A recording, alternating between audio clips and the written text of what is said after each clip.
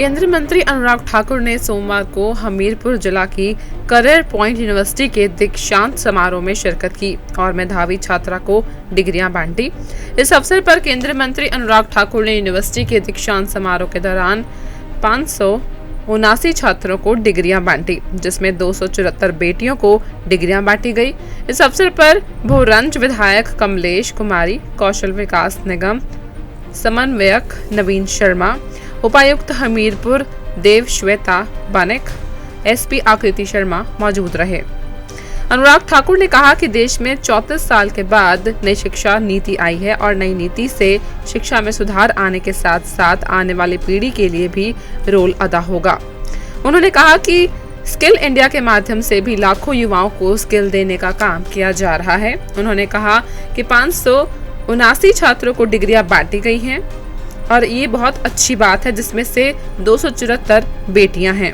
उन्होंने कहा कि शूटिंग रेंज के अलावा क्रिकेट एकेडमी बनाई जाएगी और एक भारत श्रेष्ठ भारत को बल देने के लिए देश भर के छात्रों को यहां बुलाया जाएगा।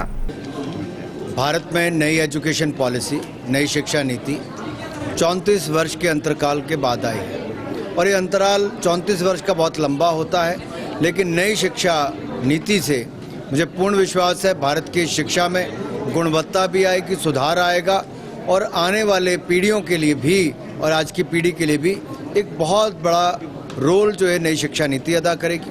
स्किल इंडिया के लिए भी मोदी जी की सरकार ने जैसे हज़ारों करोड़ रुपए का बजट रखा है, लाखों युवाओं को प्रतिवर्ष स्किल उपलब्ध करवाने का काम किया जाता है, उनको स्किल करने का, हुनर देने का काम किया जाता है। और मैं तो ये कहना चाहता हूँ कि आज जब मैं करियर पॉइंट यूनिवर्सिटी में आया, 579 यहाँ पर छात्रों को यहाँ पर डिग्रीज देने का काम किया गया, जिसमें लगभग 274 बेटियाँ थीं। यह अपने आप में बड़ी शुरुआत है। मैंने एक अनुरोध भी किया है कि जहाँ एक और शूटिंग रेंज तो हमने खोल दी है, क्रिकेट एकेडमी भी और बाकी खेल की सुविधाएं भी हम यहाँ पर बनाएंगे।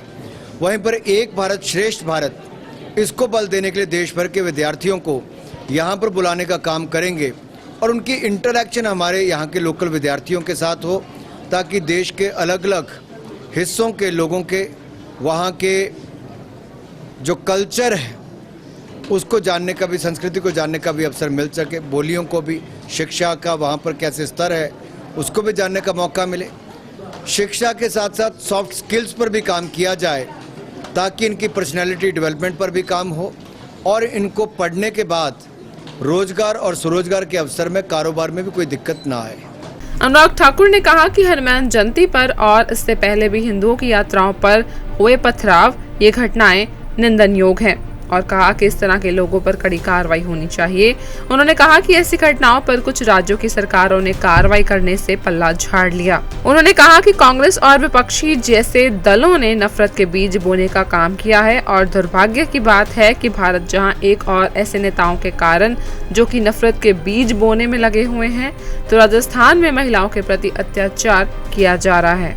हनुमान जयंती पर और उससे पहले भी हिंदुओं द्वारा निकाले जाने वाली शोभा यात्राओं पर जिस तरह से एक समुदाय के लोगों ने पथराव किया, तनाव पैदा करने का प्रयास किया, कई लोग घायल हुए हैं उसमें, इस पर कड़ी से कड़ी कार्रवाई करनी चाहिए। और कुछ राज्य की सरकारें तो पूरी तरह से विफल हुई हैं, अपना पल्ला झाड़ने का काम किया है। और कुछ राजनीतिक दल तो ऐसे हैं, कांग्रेस और कुछ विपक्षी दल, जिन्होंने नफरत के बीज बोने का काम किया है।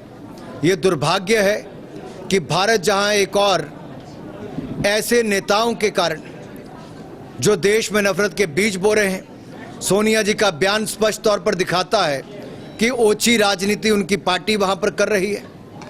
राजस्थान में एक के बाद दूसरा महिलाओं के प्रति अत्याचार हो या विशेष तौर पर हिंदुओं के प्रति जिस तरह से वहां पर आक्रमण किए गए हों, उन पर जैसे अत्याचार करने का प्रयास किया गया हो, पथराव किया गया हो, वहाँ पर अनुसूचित जाति के लोगों के साथ जिस तरह से महिलाओं के साथ बलात्कार और अत्याचार के केस सामने आए हैं, राजस्थान की सरकार पूरी तरह विफल रही।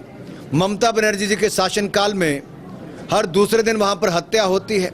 उनके पार्टी के नेताओं के पुत्र का नाम अपने साथी के खिलाफ जिस तरह का जो उनका व्यवहार रहा उस पर आया। और जिस तरह से वकीलों को भी पेश होने में वहां पर रोकने का काम किया, ये अपने आप में दिखाता है कि उनके राज्यों में किस तरह से कानून व्यवस्था चरमरा गई और ये लोग होकर देश का वातावरण भी खराब करना चाहते हैं। इसकी जितनी निंदा की जाए कितनी कम है। और सोनिया जी एक बार कांग्रेस के इतिहास पर और कांग्रेस के शासनकाल पर नजर दौड़ाइए। देश के सबसे ज्यादा दंगे कांग्रेस के शासनकाल में और कांग्रेस के समर्थकों के शासनकाल में हुए हैं और आज भी रुक नहीं रहे।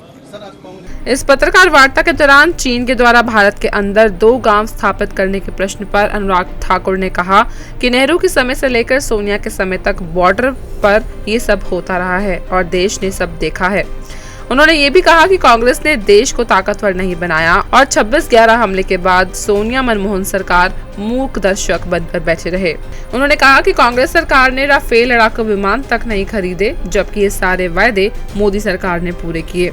मोदी सरकार ने सेना को हथियार देकर मजबूत बनाने का काम किया है और दूसरी ओर चाइना अतिक्रमण करने का प्रयास करता है तो राहुल गांधी चाइनीज एम्बेसडर के साथ सूप पीने का काम करते हैं और आज ये भाजपा सरकार का मार्गदर्शन करने पर तुले हैं।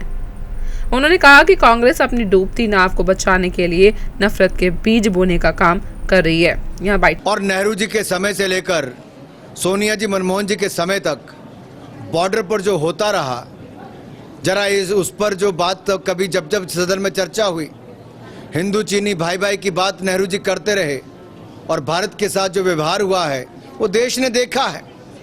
देश को ताकतवर तो उन्होंने बनाया नहीं, दूसरे देश भी हमला करते थे।